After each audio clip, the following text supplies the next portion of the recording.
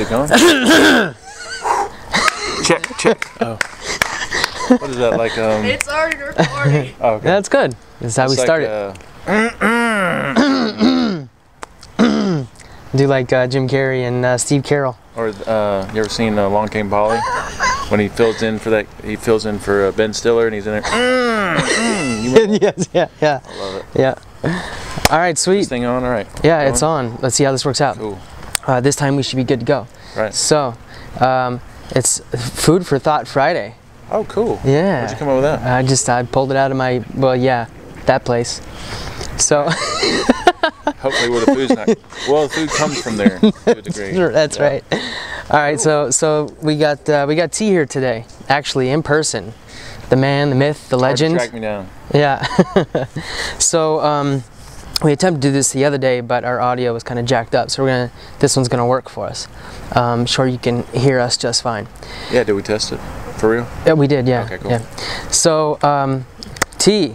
The other day. This is a random question. This is not. Oh wait, yeah, because we did do it the other day, kind of. Yeah, this is our like 17th take on this. I clear my memory bank every night, so I don't remember what it was actually. That's right. Reset. Yeah. Reset. Okay, so I asked you the other day. We had a conversation about oils, and I didn't know anything about oils, and I had just bought myself a big gallon of vegetable oil, and you reprimanded me for that. Yeah, kind of. Yeah. Actually, yeah, you came and sat down, and I think I asked you what kind of oils you have in your house. You said you just got a big thing of vegetable oil. That's right. Yeah, and I said it was toxic. Yeah, so, toxic. And then I was like, well, why is it toxic?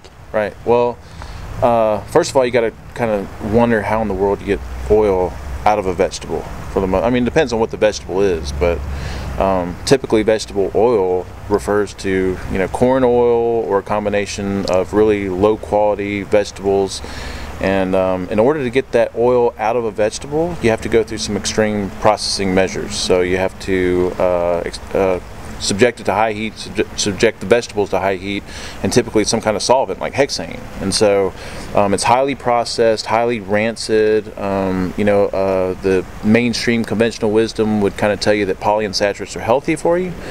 And but anybody that knows anything about oils, the biology of oils, how they interact with the environment, polyunsaturates are extremely unstable. So unsaturates, unsaturated fatty acids. Okay. So when you subject them to a lot of heat and processing like that, it makes them completely toxic, and that means when you consume them, they're toxic inside the body, and there's all kinds of bad ththings that happen as a result. So lots of refinement, lots of processing. Yeah, kind of like processed food. Like processed food is denatured, has no vitality. Right. Any nutrients that may have originally existed there are kind of shot. So. What if I was being sold on the organic vegetable oil?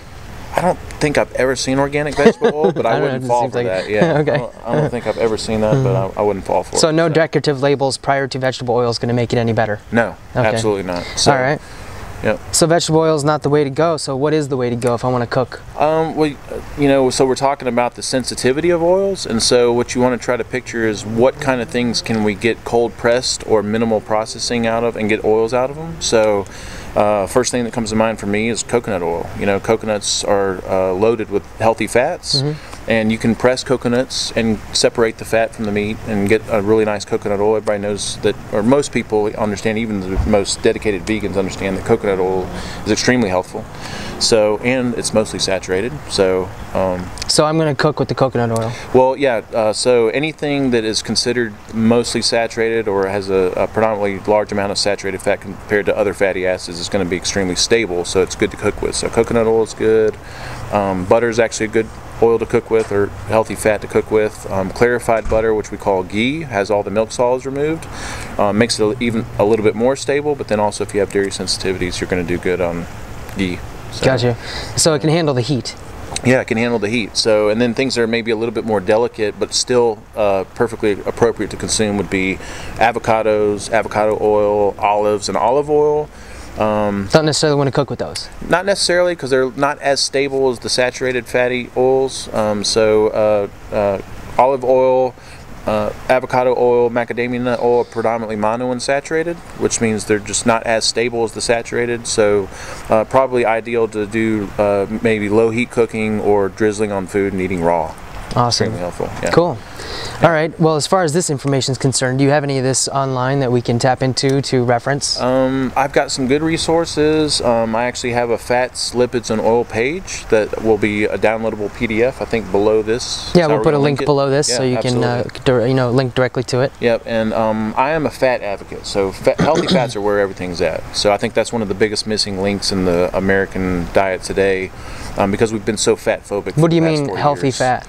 Everything that we just talked about. So Okay. coconut oils, butter, ghee, olive oil, avocados, nut fats that you get naturally occurring in animal proteins. Gotcha. So all those are considered healthy fats, and I think a lot of people are so fat phobic because we've just all kind of been brainwashed that saturated fat clogs your arteries, cholesterol causes heart disease. And that's just simply not the case. Absolutely not. Saturated fat doesn't clog your arteries any more than eating broccoli clogs your arteries with broccoli. Like it just, your body metabolizes food. Gotcha. So, and then cholesterol doesn't cause heart disease any more than firefighters cause fires. They're there to actually put out a problem. They may get measured and they may be associated with certain chronic degenerative diseases, but they don't cause the problem. They just happen to be there. So, Right.